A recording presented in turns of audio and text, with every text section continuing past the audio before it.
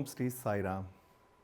And I am sure all of you are geared up for the next class in calculus, that is about differentiation. In the previous class, we have discussed about continuity of a function at a given point. The prerequisite for a function to be differentiable is that it should be continuous. For example,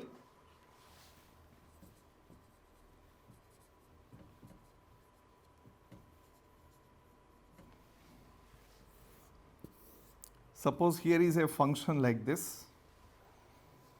We have drawn the graph and we find that at this point the function is discontinuous. I mean, the graph is got separated. It only means that at this particular point we cannot find the derivative. What actually derivative means? We are going to study about derivatives. What actually derivative means? Derivative basically means rate of change of one variable with respect to another variable. For example, rate of change of displacement with respect to time, we call it velocity. Rate of change of velocity with respect to time, we call it acceleration. Rate of change of displacement with respect to time, we call it speed. So when one variable is changing with respect to another variable, this particular change is known as derivative. So if the function is not continuous, we will not be able to draw a tangent at that particular point and we will not be able to find the derivative. So the prerequisite for a function to be differentiable is that the function is continuous at that particular point. Now, as we have discussed, rate of change of velocity with respect to time, we call it acceleration. Rate of change of displacement with respect to time, we call it speed. Rate of change of displacement with respect to time, we call it velocity. Velocity is a vector quantity and speed is a scalar quantity. Whenever one variable is changing with respect to another variable, we call it derivative. We know that in variables we have two types. Suppose there is a function y is equal to sin x. Y equal to sin x is a function. Here x is called independent variable. You can give any value to x. And depending upon what value you give for x, the y will be changing. So y is called dependent variable. X is called independent variable. So when we want to find derivative, we find the derivative of dependent variable with respect to independent variable. And this differentiation symbolically represented as d dx. We are finding out derivative of y with respect to x.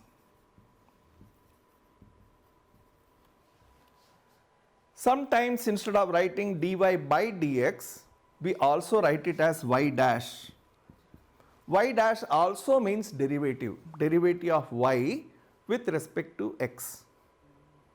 Sometimes in some books they also call it y1.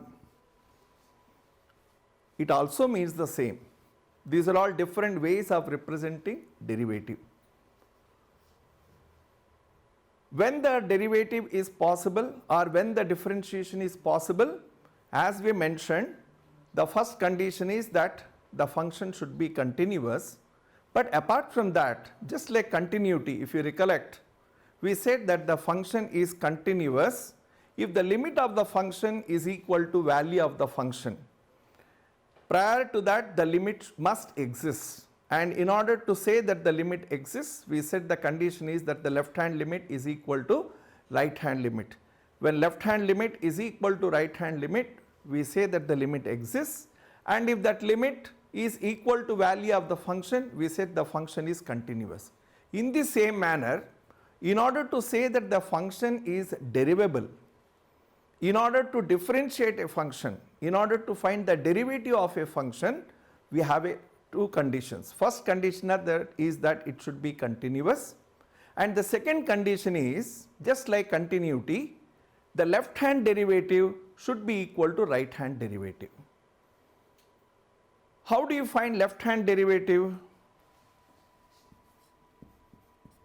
Left hand derivative is defined as limit h tending to 0 f of a plus h, a minus h minus f of a divided by minus h, whereas right hand derivative is at a given point h tending to 0 f of a plus h minus f of a by h. When the left hand derivative is equal to right hand derivative, we say that the function is derivable. How do we find derivatives? The initial things you have learnt last year. In the same time, we can recollect those things, and you need to be very thorough with all the formulae which you learnt in derivatives. Derivative of x to the power n, which is nx to the power n minus 1, derivative of sin x, which is cos x, derivative of cos x, which is minus sin x, derivative of tan x, which is sec square x, derivative of cot x, which is minus cos x square x, derivative of sec x, which is sec x into tan x, derivative of cosec x, which is minus cosec x into cot x, derivative of e to the power x, which is e to the power x itself, derivative of log x, which is 1 by x. All these formulae you have learnt last year. You need to be thorough with them, because without knowing derivative, you will not be able to substitute, and you cannot sit and derive the formulae there. And in order to derive these formulae, we had a different topic which is called first principle method. By using the first principle method, we found the derivatives of these functions. So right now we are not going to learn the derivative, how to derive the formula. We are directly going to use the formula. But in the same time, when we have functions more than one, when functions are connected to each other, for example, sin x is a function, we call it a sine function. But suppose we make a small change here, instead of sin x, I make it sin x square. We say it is a composite function. Why it is a composite function? Because x square is an algebraic function, and sine of x square, function of function, so we call it composite function. Similarly, suppose we have one more function, log x cube plus e to the power x. You can see that e to the power x is an exponential function, x cube is an algebraic function, and then log of that, so it is function of function, or in other terms we call it composite function. Basically, we have few algebraic methods by which we find the derivative. As we already mentioned, the derivative can be represented either writing dy by dx, or it can also be written as y dash, saying that here y is the dependent variable and x is the independent variable. It is not necessary that every time only y should be variable. It can be anything else. For example, if I write u dash, it means that it is equal to du by dx. When it is true, when u is a function of x. when u is expressed in terms of x, we say that derivative of u is u dash. Similarly, v dash is dv by dx. So the variable can be anything, and you can find derivative of any variable which is expressed in terms of a dependent variable, independent variable. All these are expressed in terms of x. So x is called independent variable, y, u, v, all of them are known as dependent variables. So in order to differentiate, just like limits, we have seen that the continuity of sum of two functions, difference of two functions, product of two functions, quotient of two functions is straight away sum, difference, product and quotient of the functions. Similarly, in derivative, suppose if we have two functions,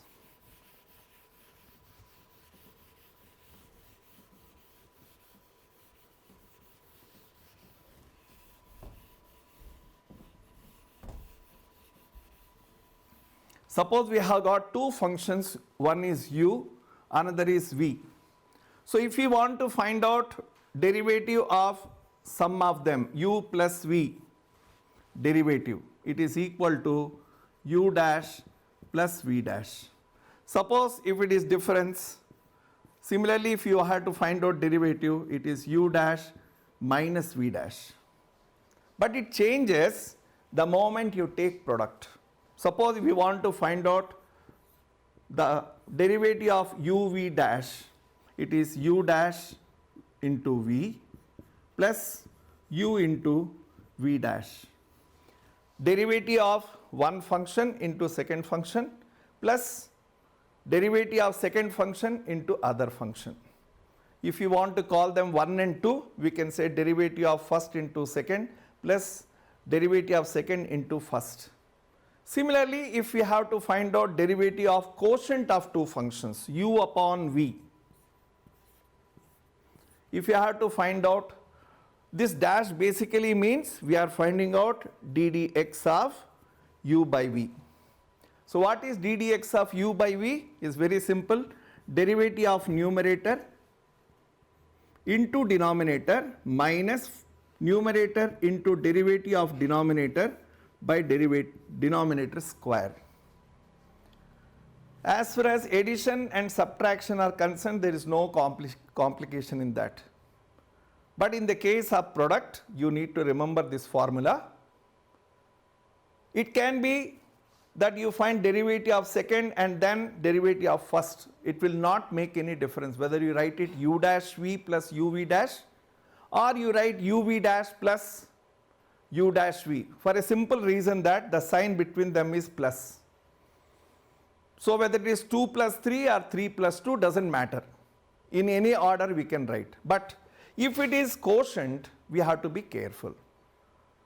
We have to take numerator first. Derivative of numerator into denominator minus numerator into derivative of denominator divided by denominator square. So basically we are going to solve problems using these formulae. Remember, we are talking about variables of two types, dependent and independent variable. Let us proceed.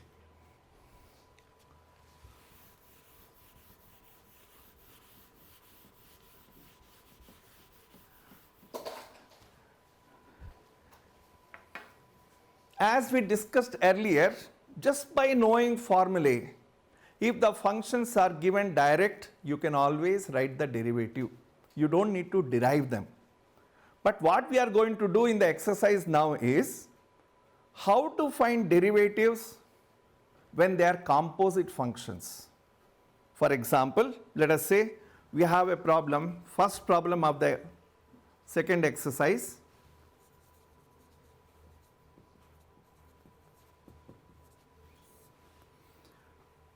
He says find the derivative of sine x square plus 5. Why it is a composite function? Because x square plus 5 in itself is an algebraic function and sine is a sine function. So it is function of function. So when it is function of function, we follow a method called chain rule.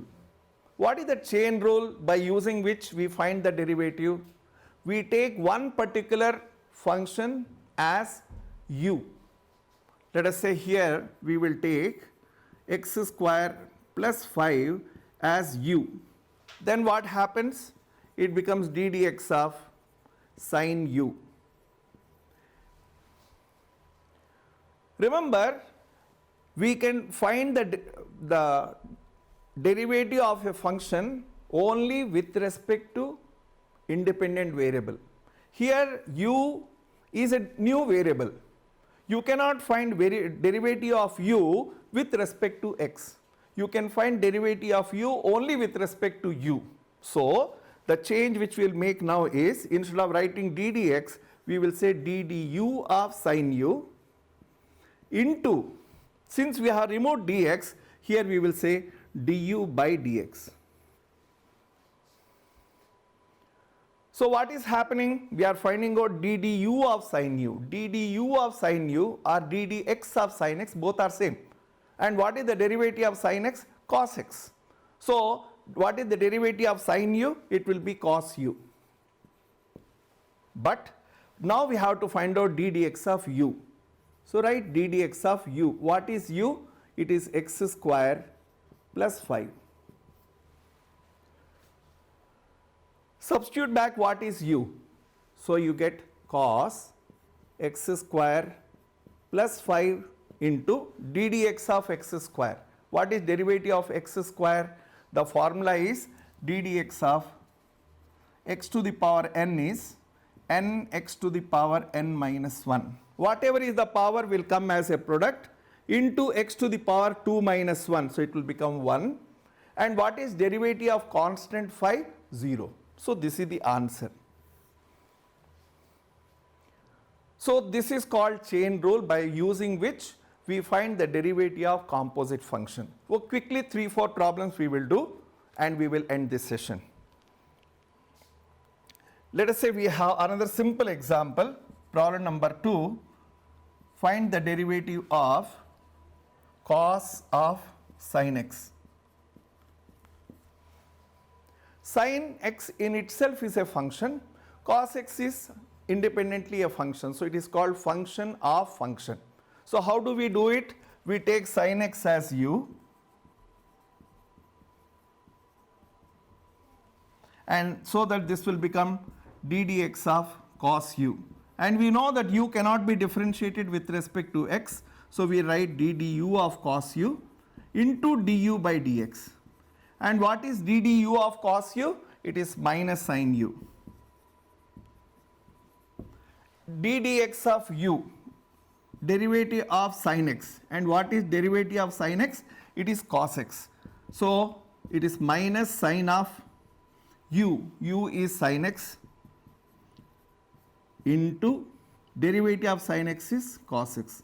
So this is the answer. So in this manner we find derivatives of composite function. Let us take little complicated function.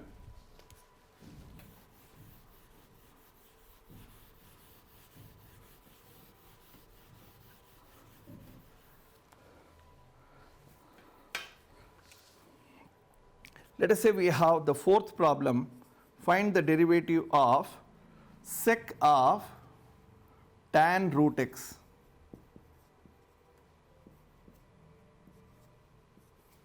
Observe this carefully. We have function of function of function. Why? Because root x is an algebraic function. Tan of root x is function of function. Sec of tan of root x is function of function of function. So how do we proceed? We take this whole thing as u. So put tan root x equal to u.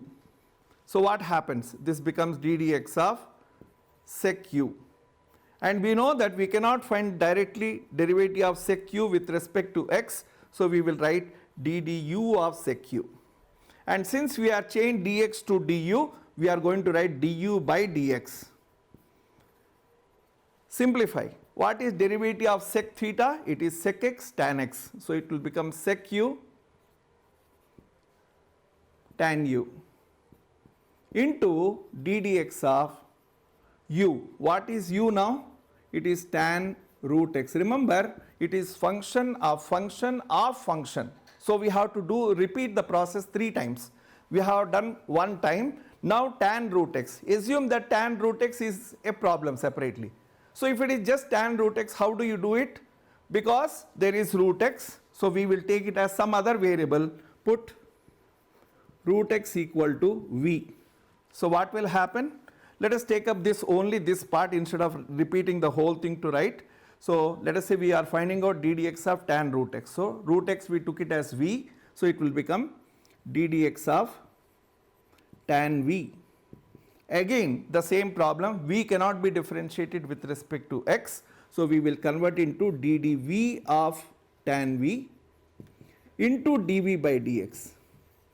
And what is derivative of tan x? It is sec square x. So it will become sec square v into d dx of v. What is v? Root x or x to the power 1 by 2. So use the same formula, you get the answer sec square v into 1 by 2 root x. Why? Because the formula for x to the power n is n x to the power n minus 1. So half will come as a product. X to the power half minus 1 will become minus half. That minus half, when we bring it to denominator, it will be. So what is the answer now? This thing we will write as it is, sec u. What is u? Tan root x. Tan u. So tan of tan root x.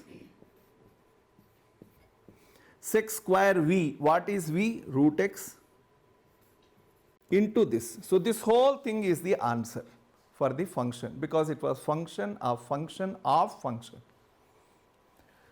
We'll just take 2 more before we close this small subtopic.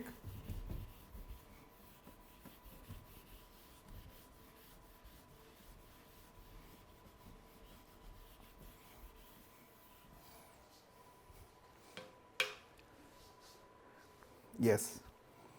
We have this particular function sin ax plus b by cos cx plus d. This is problem number 5, d dx of sin ax plus b by cos cx plus d. When we look at this problem, is a very simple function, sine function, cosine function, no complication, but there is quotient. Since there is quotient, we use the quotient formula. What is the quotient formula?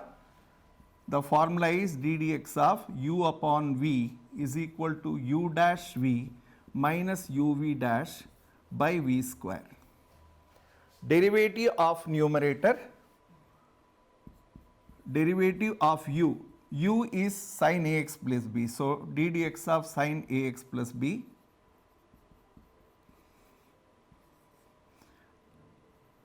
into denominator, that is cos cx plus d minus sin ax plus b into derivative of denominator cx plus d divided by denominator square. So it will become cos square cx plus d. Now we have to simplify. What is derivative of sin ax plus b? Sin ax plus b again is a function of function. It is not sin x. If it is sin x, we would have written cos x. Since it is sin of ax plus b, we take ax plus b as t. And if you differentiate, you will get a.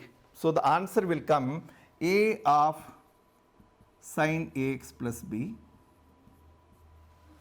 into cos cx plus d minus sin ax plus b into derivative of cos cx, derivative of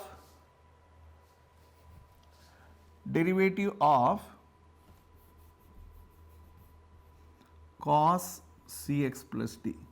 What is derivative of cos Cx plus d? Again, we will take Cx plus d as u. Derivative of cos u will be minus sin u, and then we find the derivative of Cx plus d, which will be c. So it is c into the minus sign will come, which will make this positive, cos Cx plus d divided by cos square Cx plus d. This is how we find the derivative of quotient of two functions.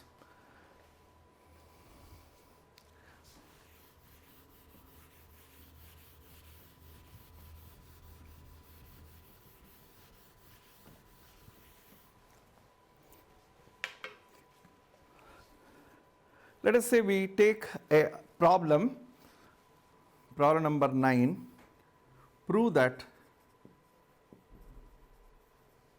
the function fx equal to modulus of x minus 1, x belongs to R, is not differentiable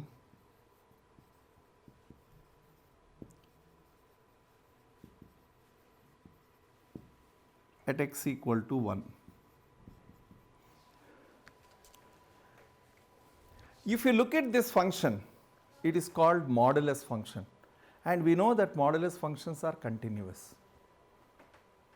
But he is saying, even though it is continuous, it is not derivable. We know for derivability of a function, we have two conditions. The first condition is that it should be continuous. So that condition is fulfilled. The second condition is that the left hand derivative should be equal to right hand derivative. So let us check whether the left hand derivative and right hand derivative are same at a point x equal to 1. What is the formula for left hand derivative?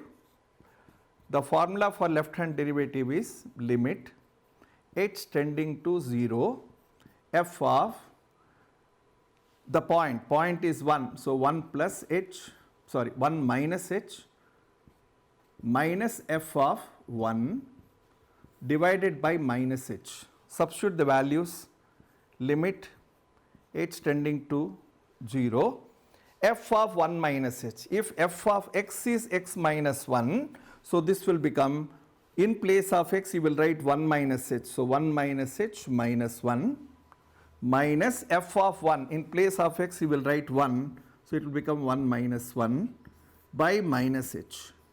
Simplify it. 1 minus 1 makes it 0, modulus of minus h. We know that modulus of any number is positive, so you get h. Then this is 0. So what is that you are getting? If you are going to get limit h tending to 0 minus h, plus h by minus h. Both will get cancelled, you get the answer minus 1. Minus 1 is the answer for left hand derivative. Now check right hand derivative. Limit h tending to 0 f of 1 plus h. So it will become 1 plus h minus f of 1 by h. Substitute the values, limit h tending to 0, 1 plus h you have to write in the function, so it will become modulus of 1 plus h minus 1 minus f of 1. So it will become 1 minus 1 by h. Simplify this, 1 minus 1 will become 0, modulus of h is nothing but h. So you are getting limit h tending to 0, h by h, which is nothing but 1. So we find that the left hand derivative is minus 1, right hand derivative is plus 1, both are not equal, so we say that the function is not continuous. So it requires tremendous amount of practice in order to find out derivatives of composite functions. Lot of practice is required. Means I cannot describe you in words. Even if you solve 500 problems, I feel it is still less, because the moment you see the function, you should be able to tell the derivative. That should be the speed with which you are able to use these formulae. Due to lack of time, we are not taking up more problems. I request you to take up the problems. But before we end this class, I just remembered one small incident which took place in Whitefield, Brindavan, where third year boys were having the good fortune of having individual photographs with Swami. So Swami was standing under a beautiful tree in a beautiful scenic view, and one of the other boys were coming and they're getting their photographs clicked, and they were all very happy.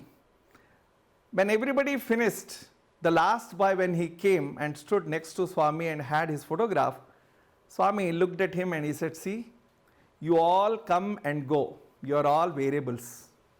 I stand, I am a constant, I am the witness for all that which happens. So with this, we close this class. Thank you.